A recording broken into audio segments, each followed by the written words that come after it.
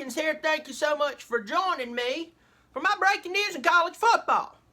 Now, before I go any farther, hit that subscribe button. I always get confused on which side, so I'm going to go.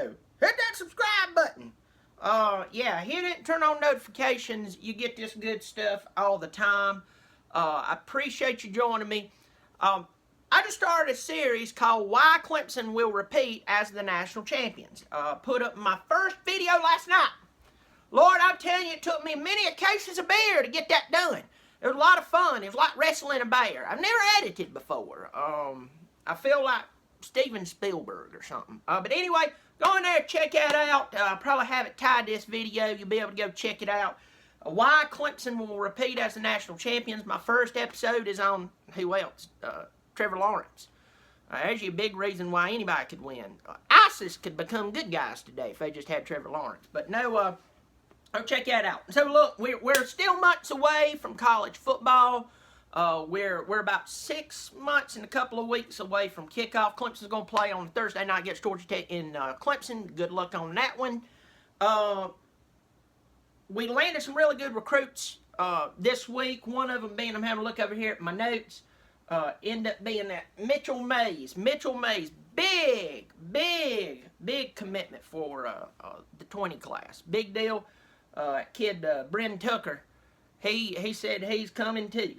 Very talented young man. He knows how to play football. We're glad to have him. So let's talk about Clemson. The breaking news that they have some even greater recruits going ahead and saying, hey, we're coming. We're coming. It's like eating bad food. The Dukies are coming. Look, gone are the years of us getting excited that a 4-star drove through Clemson. And that's because he got lost. Gone are the years that a C.J. Spiller signing with us is like the parting of the Red Sea, Part 2. It's a big deal. Still, I'm challenging all Clemson fans out there. And if you have a good football team that you pull for, though we're probably better, and you're doing great recruiting, and you're playing great, I'm going to warn you about something. Don't get used to it. Don't become entitled that just because you're getting great recruits, and the number 1 player, and the number 2 player, and the number 4 player, and the number 5 player sign with you, all of a sudden, you're the cat's meow. Oh, Lord, that's hot. Got meat hanging from the top of my roof, of my mouth. We in Clemson are getting a little cocky. And you know we all hate cocky down in Columbia. But I'm just saying, we are not entitled to 1 recruit. Has our team worked hard? Have they proven themselves? Yes. But we are not entitled to 1 recruit.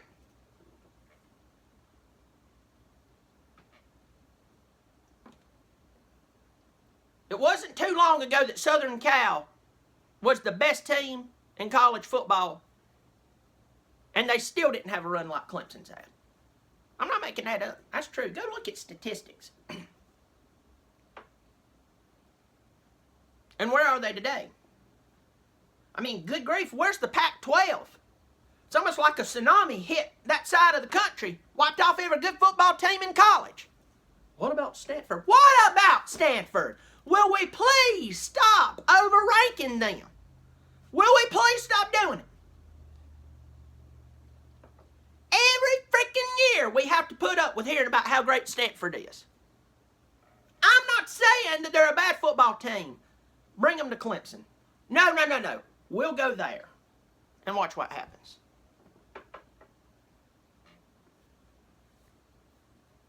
It'll be a massacre. Little children 50 years from now will study it with like the Bay of Pigs or something. Clemson comes in, slaughter Stanford, Clemson walks out.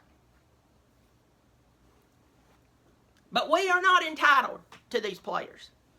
And Clemson fans, I'm telling you, breaking news is we still got great players coming in. Why?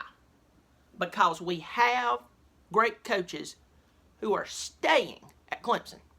Now, do I expect, and my good friend Pigskin Pete, if you don't know Pigskin Pete, go check him out right now. I mean, finish my video. Then go check him out. Said that Tony Elliott, which is one of our offensive coordinators, could leave tomorrow. He believes this will be his last season. Very well might be. He deserves a head coaching job. Not at some little school like, PP State or something. He deserves to be somewhere. I hope he stays at Clemson for selfish reasons. Hope Jeff Scott stays. Venables, I think, is going to be around in a few years. They're paying him ungodly money. But he's worth every dime of it, and then some. But the reason we have these great players coming in is because the coaches have stayed at Clemson for years. We only lost a few coaches in the past 8 years. Like the major coaches, they're still there. People want to be able to know that in 3-4 years from now, that they haven't had 2 or 3 offensive coordinators. Different guys, different defensive coordinators. They don't want that. Now, I'm not a guy who comes out and calls these 18 and 20-year-olds kids. I don't call them kids. I do not call them kids. I call them young adults because they are adults. They're not 15, though most of them has been treated like they're 15. Oh, I wasn't supposed to do meth? Man, I didn't know that. You idiot! You're not a kid. Sorry, chased a rabbit. Love chasing rabbits. Fun. They're very challenging. They look in the eye, get a little mean look. Then at the end of the day, you just pull out a gun, shoot them, skin them, and eat them. Wonderful stew. But back on topic. These are still young adults. They just come out of high school. They need some stability. They don't need 3 different coaches at one position over 3 years. Coach so-and-so was in my first year, and then he left and got coach number 2 in year 2, and coach 3. Hold on, did coach 2 run over in a little bit of coach 3? I can't remember. I don't want to go play for that. I don't care who you are.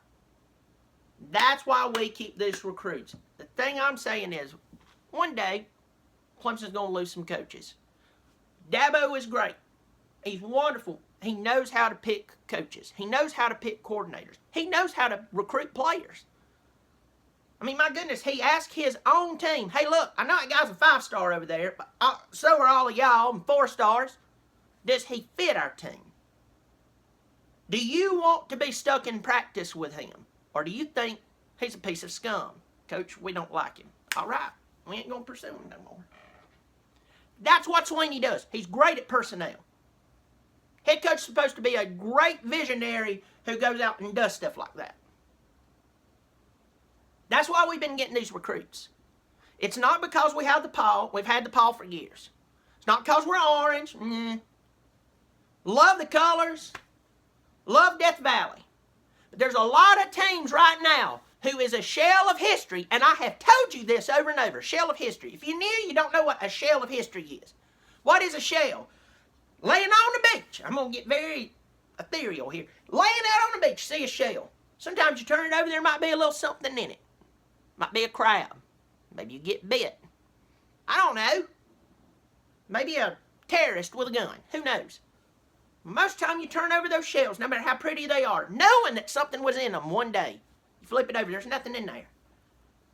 It's the same jerseys, same team name, plays at the same stadium, got the banners up, same conference, maybe even the same coach. But the truth is, they're a shell of history. They are not what they were.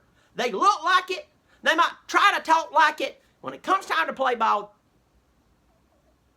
they're a shell of history. Michigan, shell of history.